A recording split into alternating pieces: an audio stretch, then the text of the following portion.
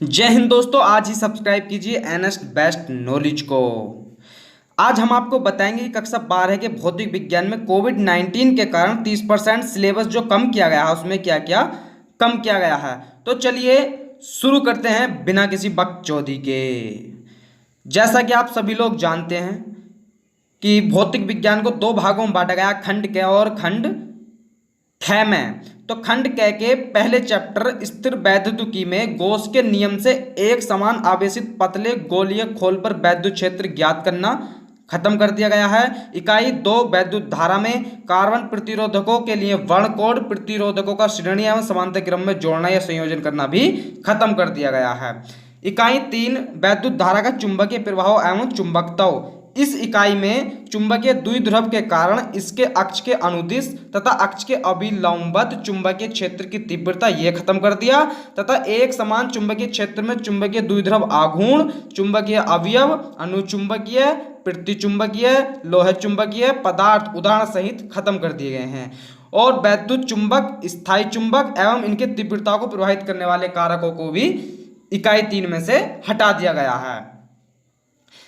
ये सारी चीजें जो मैंने ऊपर आपको बताई हैं इकाई 3 में से हटा दी गई हैं। अब आती है इकाई 4 वैद्युत चुंबकीय प्रेरण एवं प्रत्यावर्ती धाराएं। तो इकाई 4 में शक्ति गुणांक एवं वाहटीन धारा को हटा दिया गया है, यानी अब हमें ये याद नहीं करना है। इकाई 5 वैद्युत चुंबकीय तरंगों में से विस्थापन धारा की आवश्यकता को तो खत्म कर दिया गया है, जबकि विस्थापन धारा की परिभाषा को वो पूछ सकता है, आपको ये याद करनी है। अब आता है खंड ख।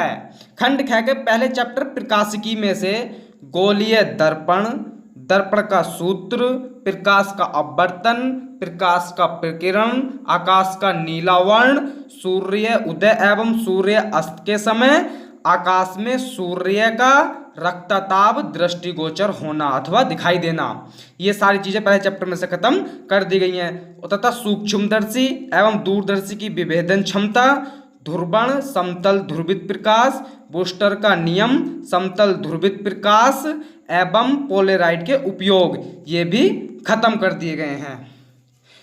यानी कि हमें ध्रुवण की परिभाषा नहीं बतानी है और ना ही ध्रुवित प्रकाश एवं पोलेराइड के उपयोग को याद करना है। ये सारी चीजें हमें इस पहले चैप्टर में से छोड़नी है। अब आता है चैप्टर 2 द्रव्य तथा विकिरणों की द्वैत प्रकृति। तो इसमें से डेविसन तथा जर्मन के उपयोग को खत्म कर दिया गया। हमें इसका विवरण नहीं देना, लेकिन ये जरूर बताना कि ये डेविसन तथा जर्मन के जो उपयोग है क्या बताते हैं, ये हमें जरूर बताना, लेकिन इनके विवरण नहीं देना है, इन्हें समझाना नहीं है कि ये कैसे कैसे इन्होंने सिद्ध किए। ये सारी चीजें हमें इसमें से इन दोनों निष्कर्षों में से छोड़ देनी है। अब आता है इकाई 3 परमाणु तथा नाभिक। तो इस इकाई 3 में से रेडियो एक्टिविटी, अल्फा बीटा तथा गामा कण और अल्फा बीटा तथा गामा किरणें, अल्फा बीटा गामा कण और किरणें दोनों के गुण छोड़ देने हैं। और रेडियो एक्टिविटी का 6 नियम, बंधन ऊर्जा, ये सब भी हमें छोड़ देनी है। प्रति न्यूक्लियॉन तथा द्रव्यमान संख्या के साथ बंधन ऊर्जा में जो परिवर्तन, ये हमें याद करना होता था, अब हमें इसे भी भूल जाना है। ये जो भी चीजें मैं आपको बता रहा हूं साथियों, ये आपको याद नहीं करनी है। ये कोविड-19 के कारण सरकार ने इनको जो है कम कर दिया गया है आपके सिलेबस से। अब इनसे अलग जो भी आपके सब्जेक्ट में चीजें बची हैं भौतिक विज्ञान, वो आपको सबको याद करनी है। अब आता है इकाई 4 इलेक्ट्रॉनिक युक्तियां। तो इकाई 4 जो आखिरी है, इसमें जेनर डायोड तथा बोल्टन नियंत्रक, इसको जो है खत्म कर देना है।